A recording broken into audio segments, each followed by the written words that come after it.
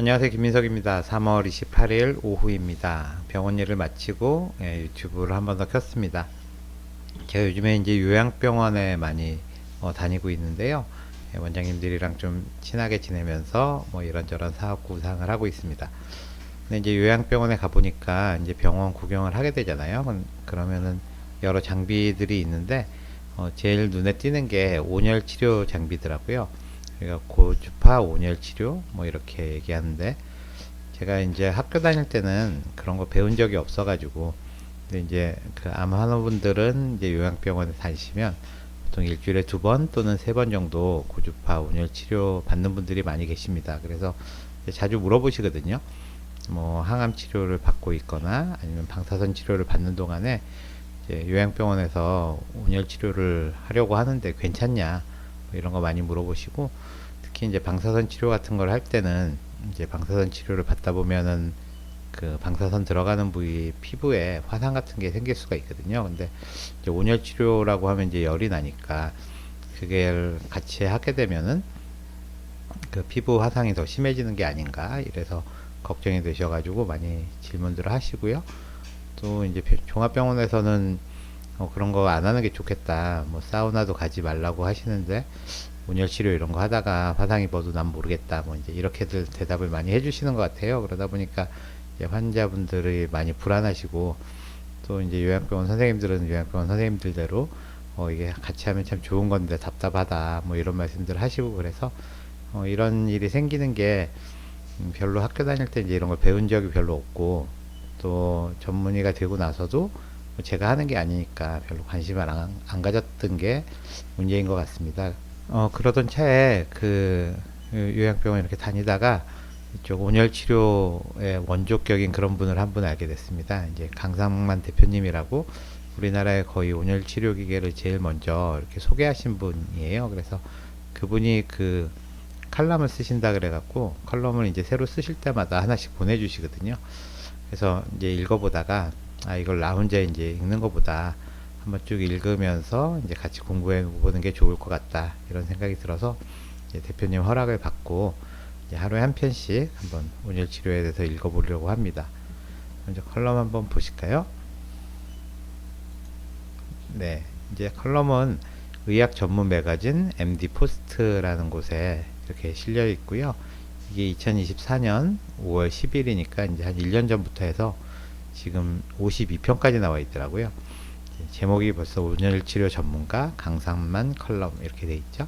그래서 이제 이렇게 생긴 분이시고요. 1회부터 있는데 1회는 이제 역사라서 별로 재미없어 하실 것 같아서 제가 2회부터 한번 읽도록 하겠습니다. 2회에서 다룰 주제는 온열 치료의 용어 정립과 관련 학회에 대한 그런 내용입니다. 한번 같이 읽어보겠습니다. 이제 칼럼을 시작하면서 열 온열요법에 대한 용어를 먼저 정립하고자 한다. 우리는 흔히 열을 이용한 치료를 열치료, 고열치료 또는 온열치료라고 말한다. 의학적으로 정확한 용어는 하이퍼더미아다. 의학 용어 사전에서는 온열요법 또는 고열증, 고체온, 이상 고열의 의미가 있다. 라틴어와 그리스어에서 하이퍼는 넘치는, 과도하게 등의 뜻이며, 더미아는 덤에, 열을 뜻하는 그리스어에서 명사형 전미사가 붙은 꼴이다. 고열증 또는 고체온은 인체 내에서 체온을 37도를 기준으로 체온 조절 중추의 이상 또는 조직 장애로 인하여 체온이 계속 오르거나 지속되는 상태를 말한다. 그러나 이 칼럼에서 사용될 하이퍼서미아는 외부에서 인체 내부에 고열을 주어 체온을 올리는 치료법을 말하는 것으로 온열치료 또는 온열요법으로 통칭한다. 사실 인체 심부에 43도를 목표로 가온하는 것을 온열이라고 표현하는 것은 하이퍼서미아가 가진 원래의 뜻보다 약하다는 생각이다. 오히려 고열요법이라 부르는 것이 원래 용어에 부합한다고 본다. 그러나 이미 우리는 이러한 치료법을 총칭하여 온열요법으로 명명하고 있으니 이 칼럼에서도 온열요법 또는 온열치료라 하겠다. 이 온도계에 보면 이제 43도 이렇게 가리키는 게 나오고 있고요. 하이퍼, 과도하다, 서미아, 열. 또한 이 칼럼은 앞으로 종양, 튜머 또는 암, 캔서의 질병에 대해 얘기할 것이므로 다른 표현으로 온열암치료, 온열암요법 등으로 혼자야 사용할 수 있음을 미리 양해를 구한다. 암을 다루는 학문을 종양학, 온콜로지라고 한다. 현대 의학적인 측면에서 종양외과학, 서지컬 온콜로지, 종양내과학, 메디컬 온콜로지, 방사선 종양학, 레디에이션 온콜로지로 크게 대별된다. 즉 수술, 화학요법, 방사선요법이 암치료에 있어서 3대 표준요법인 셈이다. 이들 요법을 통칭하여 컨벤셔널 테라피, 즉 정통요법이라 한다. 여기에 그동안의 학문적 업적을 크게 이룬 온열요법은 이제 네 번째로 문턱을 넘어서며 정통요법의 범주에 자리매김중에 있다. 세 가지 표준요법이 수술하고 화학요법, 그러니까 항암치료죠. 방사선인데 네 번째 표준치료가 되려고 지금 자리매김중이다, 그런 뜻입니다. 지금까지 종양학자들은 수십 년 동안 온열요법과 표준치료를 결합한 병행요법, 온열요법하고 표준치료를 같이 하는 거죠. 병행요법으로 수많은 의미 있는 임상 결과들을 보고하며 온열요법을 정통치료법의 반열에 올리는 성과를 낸 것이다. 이로써 온열 종양학자들은 컨벤셔널 하이퍼더미아를 결정하는 치료 지침 및 효과적인 온열암 치료를 위한 장비의 최적 기준을 정하고 이를 충족하는 장비를 치료에 권하고 있다. 전세계 온열 종양학자들은 2004년 일본 오사카에서 더 카토다 펀드 인터내셔널 포럼 2004 클리니컬 그룹 컨센서스 미팅에서 온열 치료에 관한 여러 안건들을 상정하고 주제별 토의 등을 통하여 지금까지의 학문적 성과와 향후 발전을 위한 기준들을 설정하였다. 2004년도에 어떤 기준이 마련됐다는 거고 이제 20년이 된 거죠. 온열 치료를 위한 다양한 기술들에 대해서도 토의하고 임상적으로 적용할 수 있는 장비의 기준을 정립하였다. 이는 2008년 3월판 온열치료 국제저널에 출판되었다. Society for Thermal Medicine이라는 곳에서 나오는 잡지에 이제 나왔다는 거고요. 그 다음에 학회 소개입니다. 미국 등 아메리카 대륙에는 STM, Society for Thermal Medicine 이라는 이름으로 온열 종양 학회가 있고, 유럽에는 ESHO, European Society for Hypothermic Oncology라는 이름으로, 그리고 아시아에는 ASHO, Asian Society for Hypothermic Oncology라는 공식 학회가 있다. 미국의 STM, Society for Thermal Medicine의 경우 로스웰 파크 암센터, 텍사스 대학교 MD 앤더슨 병원, 위스콘신 대학교, 아리조나 대학교 등 대학병원에서 온열 치료가 활발하게 연구되고 있으며, 특히 독일 장비인 헤켈 전신 온열 치료기 모델명 HD3000에 대한 실험이 기초부터 임상까지 수많은 결과가 발표되고 있으며, 이러한 결과는 최근 들어 전신 온열 치료기라는 말이 나오죠. 대한 관심이 증폭되고 있다. 가장 활발하게 학술 활동을 하고 있는 학회는 유럽 온열 종양학회이다. ESHO, European Society for Hypothermic Oncology. 이 학회는 유럽 최대 병원 베를린 샤르테 대학병원을 중심으로 뮌헨 대학병원, 네덜란드 암스테르담 메디컬 센터, 에라스무스 메디컬 센터 등 주요 대학병원들이 주축으로 수십 년간 전향적 임상 연구를 발표하며 매년 2번씩 정기 학술 대회를 갖고 있고요. 매 행사당 4일 동안 기초부터 임상까지 모든 범주에 걸쳐서 온열요법을 다루고 있으며, 지속적으로 연구 결과들을 업데이트시키며 온열 치료를 정통 치료의 범주에 자리매김하게 한 1등 공신이다. 유럽 학회가 가장 활발한 것 같습니다. 이들 학회는 각각 매년 봄, 가을에 해당 대륙의 주요 도시를 돌며 정기 학술 대회를 개최하며 4년에 한 번씩 모든 학회가 모여 ICHO, International Congress for Hypothermic Oncology라 칭하는 국제 온열 종양 학술 대회를 여는 게 특징이다. 올림픽 열리는 것 같이 4년에 한 번씩 다 모여서 인터내셔널 학회를 한답니다. 또한 독일의 경우 DGHT, 도이칠란트 게젤샤프트 피에르 하이퍼더미아 라는 학회가 매년 독일의 주요 도시에서 열리며, 이 밖에 ICHS, 인터내셔널 클리니컬 하이퍼더믹 소사이어티라는 학회가 비정기적으로 활동하고 있다. 이러한 활발한 학술 대회 행사를 통하여 온열요법에 대한 학문적 성과를 IJH, 인터내셔널 저널 오브 하이퍼더미아라는 공식 저널을 통하여 소개하고 있다. 필자는 독일 및 유럽에서 열리는 이러한 학회를 2004년부터 매년 참석하여 암치료 및 온열암 치료에 대한 최신 지견 및 정보를 얻고 있다. 필자가 최근 칼럼을 쓰게 된 이유는 유럽의 온열치료법을 한국에 최초로 소개하고 개척해온 당사자로서 온열치료의 시장이 초기에 비해 너무 커진 지금의 상황에서 볼 때 온연질 치료를 올바르게 이해하고 제대로 온연 치료를 시행해야 암 치료로 최선을 다하고 있는 환우들에게 좋은 치료제가 될 수 있다고 보기 때문이다 라고 설명을 하고 있습니다. 제가 이렇게 강상만 대표님을 사석에서 알게 돼서 임상통합의학암학회, 거기 저녁 자리에서 이제 알게 되었는데요. 만난 순간부터 딱 전문가 같은 그런 포스가 느껴졌고요. 저도 평상시에 이제 온열 치료에 대한 질문을 환우분들한테 하도 많이 받아갖고 공부를 하려고 하던 참이었는데 마침 이번 기회에 좀 공부를 하게 됐습니다. 그래서 앞으로 쭉 하루에 한 편씩 이렇게 읽어볼 생각이고요. 네, 뭐든지 이제 꾸준히 공부하는 게 중요한데 이렇게 유튜브 찍으면서 공부하는 게 저는 제일 공부도 잘 되고 이제 확실한 것 같습니다.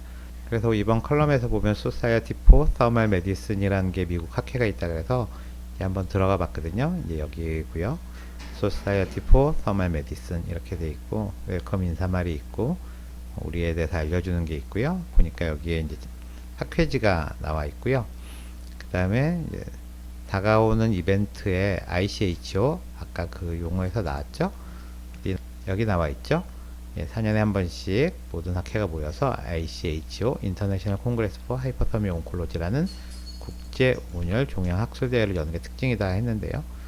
여기 보시면은 이렇게 올해 25년 9월 10일에 메이필드 호텔 보니까 서울입니다. 마침 9월 10일에서 13일 이렇게 나흘 동안 열린다는데 그대로 돼 있고요. 이렇게 열리게 돼 있어서 여기 눌러 보니까요. 인터내셔널 콩그레스 오브 하이퍼더믹 온콜로지 ICHO 2025가 올해 그 9월 10일부터 13일까지 이게 서울 성모병원이죠. 마리아홀에서 열린다고 돼 있고 광화문 사진이 이렇게 딱 나와 있습니다. 네. 마침 공부하려고 마음 먹었더니 올해 가을에 큰 학회가 이제 열리네요. 4년마다 한 번씩 열리는 세계 학회인데 한국에서 열리는 것 같습니다. 그래서 여기 쭉 내려다 보니까 대한온열의학회라는 게 이렇게 붙어 있어요. 그리고 여기 이것도 역시 이제 성모병원 이렇게 돼 있고 표는 이제 최봉일 뭐 이렇게 돼 있어서요. 대한온열의학회 한번 이제 찾아서 들어가 봤더니요. 네, 이렇게 돼 있습니다. 대한온열의학회 학회 소개. 대한온열의학회는 뭐 다양한 어쩌고에서 회장 최일봉 이렇게 돼 있고요. 임원진을 보니까 최일봉 선생은 이제 제주 한라병원에 이제 있는 걸로 이렇게 되어 있고요. 멤버들을 쭉 보니까 이제 가톨릭 의과대학에는 장홍석이란 분이 있고 둔산 한방병원 유하성 선생님 제가 아는 분인데 여기 있고 석정 윌파크 병원. 그래서 아주 뭐 큰 병원은 별로 없는 것 같고요.